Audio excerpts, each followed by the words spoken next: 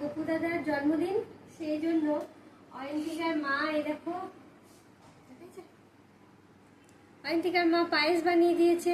হ্যাঁ মামা, পায়েস বানিয়ে দিয়েছে। আর এই দেখো অয়ন্তিকার বাবা একটা পেস্ট্রি এনে দিয়েছে। তো এখন গপু দাদার হয়ে অয়ন্তিকায় পেস্ট্রিটা কাটবে।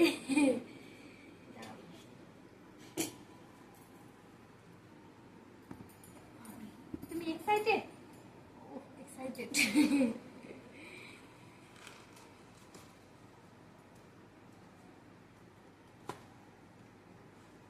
দাঁড়াও দাঁড়াও দাঁড়াও দাঁড়াও,